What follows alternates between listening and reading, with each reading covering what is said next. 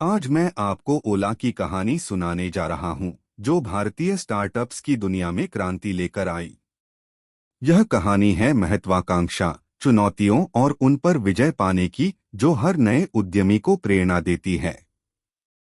भविष्य अग्रवाल, जो आईआईटी बॉम्बे के ग्रेजुएट थे, ने कभी सोचा भी नहीं था कि एक साधारण सी यात्रा उनकी जिंदगी बदल देगी।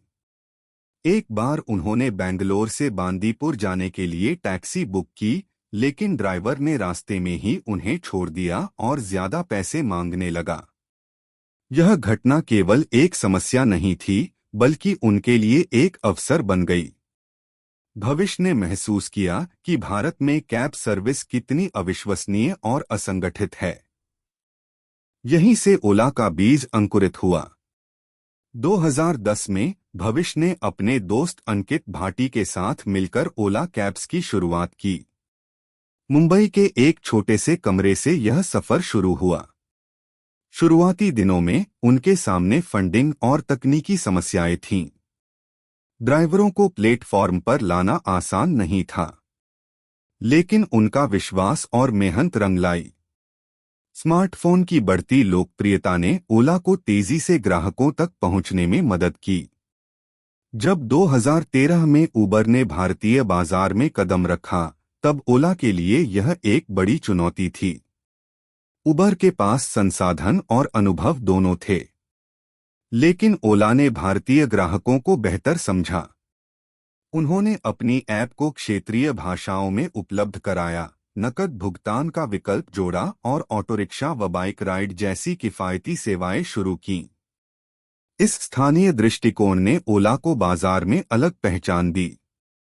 ओला को सिर्फ प्रतिस्पर्धा से ही नहीं, बल्कि सरकार के नियम कायदों से भी जूझना पड़ा।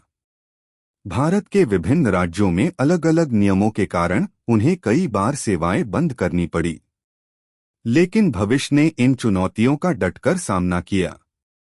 उन्होंने सरकारी अधिकारियों से बातचीत कर यह साबित किया कि ओला लोगों के जीवन में बदलाव ला रही है।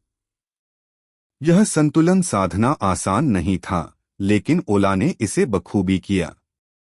ड्राइवरों की शिकायतें भी ओला के लिए सिरदर्द बनी।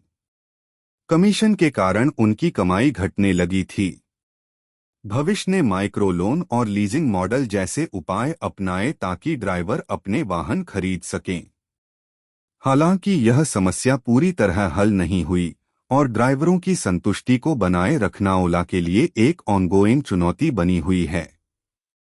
ग्राहक सेवा के मामले में भी ओला को काफी आलोचना झेलनी पड़ी।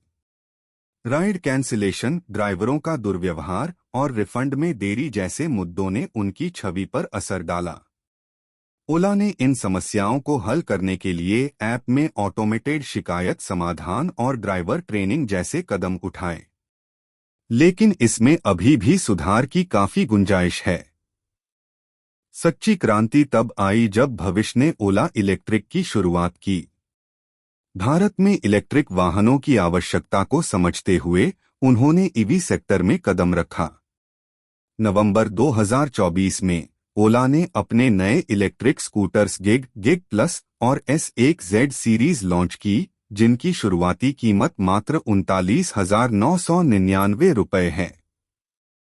यह स्कूटर्स न केवल सस्ती हैं, बल्कि उनकी बैटरियां रिमूवेबल हैं और पावर पॉड के जरिए इन्वर्टर का काम भी करती हैं। इस कदम ने ग्रामीण, शहरी और अर्धशहरी क्षेत्रों के ग्राहकों के लिए इलेक्ट्रिक मोबिलिटी को आसान बना दिया। हालांकि ओला इलेक्ट्रिक को भी कई चुनौतियों का सामना करना पड़ रहा है।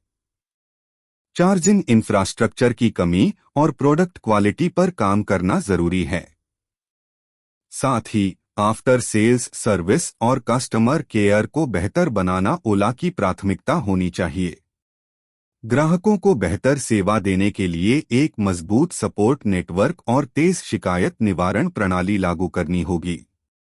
आज ओला न केवल एक कैब सर्विस है, बल्कि एक संपूर्ण मोबिलिटी प्लेटफॉर्म है, जो इलेक्ट्रिक वाहनों और फाइनेंशियल सर्विसेज में भी कदम बढ़ा चुका है। भविष्य अग्रवाल की यह यात्रा हर उद्यमी को सिखाती है कि यदि आप अपने विजन पर विश्वास रखते हैं और चुनौतियों का सामना डटकर करते हैं तो असंभव कुछ भी नहीं।